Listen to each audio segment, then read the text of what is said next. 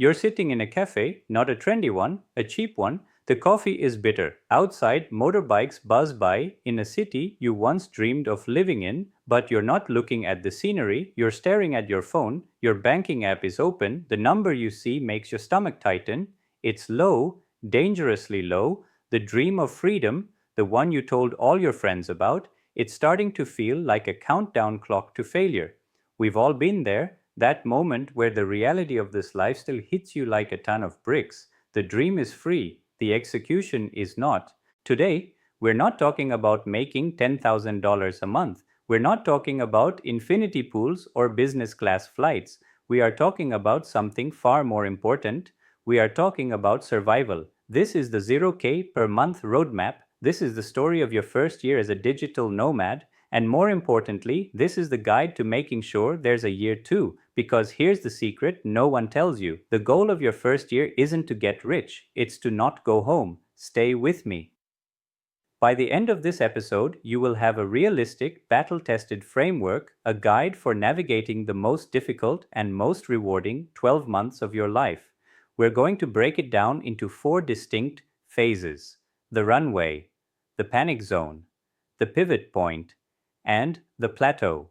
And hidden inside the panic zone is the single biggest mistake that sends 90% of new nomads packing their bags in defeat. I'll show you exactly what it is and how to avoid it. Let's begin. Phase 1 is the runway. This is months 0 to 1. It's the time before you even buy the plane ticket. Most people think this is about saving money, and it is, but they think about it all wrong. They save up a random number, maybe $10,000, maybe $20,000, and they think this is my business investment. That's a fatal mistake. That money is not your business investment. It's your survival fund, your freedom fund. You need to separate the money for your business from the money for your life. Calculating your freedom fund is simple. Just take your estimated monthly burn rate in a low-cost country. Then multiply it by the number of months you want to give yourself. Let's say you plan to live in Chiang Mai, Thailand, or Medellin, Colombia. You estimate you can live a simple life for $1,500 a month. You want a 6-month runway. That's a $9,000 freedom fund. That $9,000 has one job and one job only to keep you alive and sane while your business makes $0. It pays for your rent, your food, your coffee. It is not for Facebook ads. It is not for a new laptop. It is not for a mastermind course. It is for your survival. This mental separation is critical because when you treat your savings as a business investment, every dollar you spend on rent feels like you're stealing from your company's future. That pressure will crush you. So, your task in phase 1 is simple: build your freedom fund. 6 months is a good target, 12 months is better. While you're saving, you should also be working on your launch vehicle, the skill or business idea you plan to pursue. But understand this, and this is important: the plan you make now will almost certainly not be the plan that works. The runway is just about getting the plane to the end of the tarmac. It's not about the flight path. Now, let's talk about what happens when you take off. This brings us to phase 2, the panic zone. This is roughly months 2 through 5 you've landed. The initial excitement has worn off. You're trying to build your business. You're sending proposals. You're launching your product. And nothing is happening. Crickets. Meanwhile, you're watching your freedom fund tick down. 9,000, then 7,500, then 6,000. The number in your banking app gets smaller every single day. This is the panic zone. Your brain starts screaming at you, "You're an idiot. You should have stayed at your job. Everyone back home is going to laugh at you."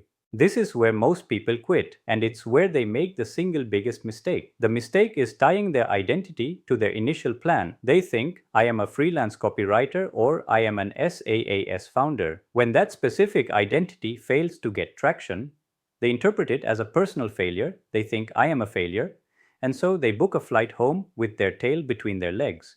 But the successful nomad, the one who survives, does something different. They detach their identity from the plan. They have one identity and one identity only. I am a person who does whatever it takes to not go home. This mindset shift changes everything. It leads to what I call the barista test. The barista test is a simple question you ask yourself.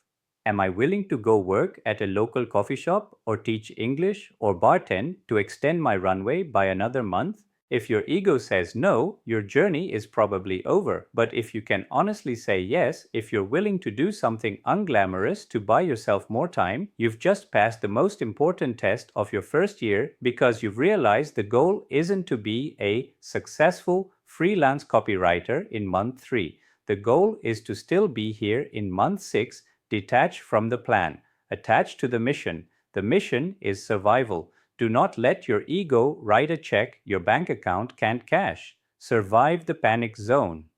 Do whatever it takes, because on the other side of it lies the most important phase of all. Phase 3, the pivot point. This usually happens around month 6 to month 9. The panic zone has humbled you.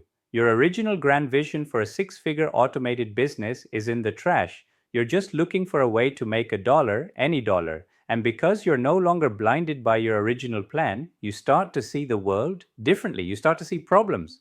You're in a Facebook group for expats and you see someone ask the same question for the 10th time. Does anyone know a good visa agent? You're talking to another nomad at a cafe and they complain about how hard it is to find a reliable virtual assistant who understands their niche. These are not $1,000,000 ideas, they are $100 problems, and this is where you strike. The pivot is rarely a big dramatic shift. It's a small, ugly, opportunistic move. You stop trying to build the perfect copywriting agency and you offer to write one person's website content for $200. You stop trying to build a complex software tool and you offer to manage another nomad's social media for $300 a month. This is the principle of the ugly first version. Your first paying work as a nomad will likely be messy, it will be manual, it won't be scalable, it will be you trading your time for money in its rawest form, and it will be the most beautiful money you have ever earned. Because the first dollar you earn online while sitting in a foreign country is proof. It's proof that the entire concept is real. It rewires your brain. The goal of this phase is not to get rich, it's to stop the bleeding. It's to get your monthly income to match your monthly burn rate. If you spend $1,500 a month, your goal is to make $1,500 a month. That's it. That's the victory. You find one client, you do a great job, you ask them for a referral, you find a second client, you're not building a brand, you're building a lifeboat, you're patching the holes in your freedom fund with real earned income. This is the hardest, most crucial part of the journey. But if you can get to break even, you have achieved something incredible, you have achieved sustainability, you have unlocked the secret level of this game. You are now location independent, not rich, not famous, but independent. And that brings us to the final phase of your first year, phase 4, the plateau. This is months 10 to 12. You did it. You're making enough money to live. Maybe it's 2,000 a month, maybe it's 3. It's not a fortune, but it covers your expenses. You're no longer in a constant state of panic. The bleeding has stopped. You feel a sense of relief. But then a new feeling creeps in. Boredom, frustration, you're working hard, you're trading a lot of time for money. You're no longer exploring every weekend because you have client deadlines. You've escaped the 9 to 5 only to build yourself a new cage. A cage that just happens to be in a more exotic location. This is the plateau, and it's a dangerous place. It's comfortable enough to stay, but not fulfilling enough to be the dream you set out for. The temptation is to just keep doing what you're doing, keep grinding, keep taking on more clients. But this is the path to burnout.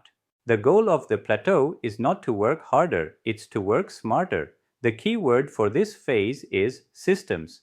You need to look at the work you're doing and ask, how can I systematize this? If you're a freelance writer, can you create templates for your most common projects? Can you create a repeatable process for finding clients?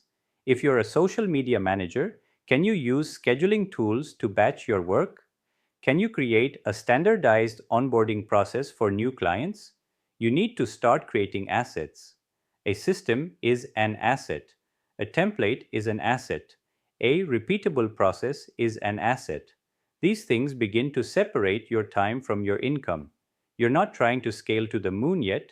You're just trying to create an extra 5 or 10 hours of free time per week. That free time is where the magic happens in year two. That's the time you'll use to find higher paying clients, to build a digital product, to hire your first virtual assistant. Phase 4 is about ending your first year not just with a sustainable income, but with a foundation for growth. You're building the launchpad for your future. You are systematizing for sanity and for scale. So let's recap the journey. Your first year is not a straight line to success. It is a 4-act play. Phase 1, the runway. You build a freedom fund completely separate from your business. You prepare for the journey knowing your plan will change. Phase 2, the panic zone. You face the brutal reality of failure. You survive by detaching from your ego, passing the barista test, and embracing the mission of simply not going home. Phase 3, the pivot point. You find your first ugly, unscalable source of income by solving a small problem. You fight your way to break even, you achieve sustainability. And phase 4, the plateau. You've survived, but now you're stuck. You escape the trap by building systems, creating assets, and laying the foundation for real growth in year two. This is the real roadmap. It's not sexy. It doesn't promise you $1 million in your first year. But it's true. It's a roadmap for resilience. It's a roadmap that acknowledges the fear, the struggle, and the incredible life-changing reward of pushing through it. The dream isn't about the destination. It's about having the freedom to choose the journey. And that journey starts with surviving year one. If this resonated with you, do me a small favor, follow the Millionaire Nomad podcast on Spotify. It tells the algorithm that this is the kind of real, no nonsense advice you want to hear more of, and share this episode with one friend who is dreaming of making the leap. You might just give them the realistic hope they need to start building their own runway. Next week, we're going to talk about what happens next. We'll cover the roadmap from 2,000 a month to 10,000 a month. Now that you've survived, it's time to thrive. Until then, keep building your freedom.